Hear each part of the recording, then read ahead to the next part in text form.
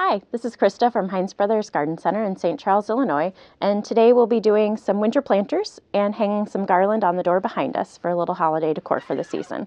In the containers that we're doing, we'll have 3 lighted orbs on this side of the front porch, and then we're going to do a standalone container on this side. The greens that we'll be using are spruce tops, which will be the thriller in our container. We'll have a window box topper and 2-foot tops that'll go in the difference of the containers. We'll also be using balsam, which is our filler, which is great because it helps expand out your container and give you a lot of fullness. You'll see that as we go through, and you might see me cutting some of this down to fit the size of the container. The next green that we're going to do is a spiller, which is our blue cone cedar, and you'll see that it spills out of the container, gives us a little bit of drape, and has little pine cones on the side, which is awesome. And we're going to finish up with a couple extra touches of magnolia. We'll add some berries and pine cones at the end, and a little bit of curly willow in this container here.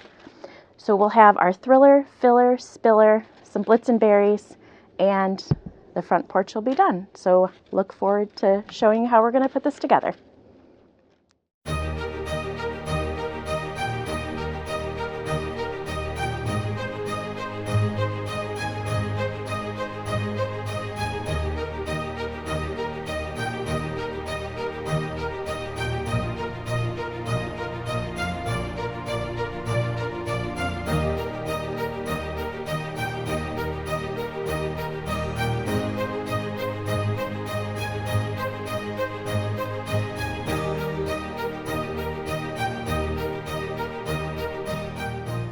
Okay, we just finished up with the planters on the front porch, and we'll go through the different types of greens that we put in these containers. So you'll see our spruce tops in the middle of the orbs, and also as the thriller in the containers.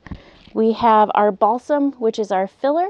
We added the blue cone cedar, magnolia, and pepper berries, and we're just going to finish up with the pine cones, and we will move on to our garland. So we're going to add a little pine cone into each of the containers. And these are on sticks, so they're nice to add in. And the larger pots, we will use a sugar cone, which is a larger pine cone.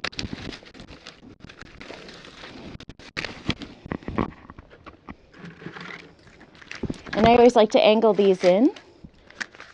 1, so they don't fall out. And 2, so it just gives you a little different dimension. All right. We are all finished up with our containers on the front porch, and next you'll see us do the garland around the front door. Okay, now we're on to garland hanging, and we'll talk a little bit about how to measure, how to hang, and then you'll see me hang it, and our project will be finished.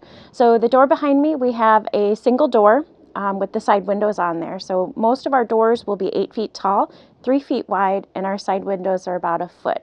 So we have 25 feet of garland that we're going to hang here. If we have any extra, it will actually pool off to the sides and be just fine. We have attachment points at the top of the door, and we are going to use paddle wire to wrap around those attachment points first on every attachment point, and then as we pull our garland up, we have less things in our hand, and garland hanging goes smoothly. So we have our 8-foot tall door with our side windows on the side, and you'll see me attach, hang the garland, and our project will be finished.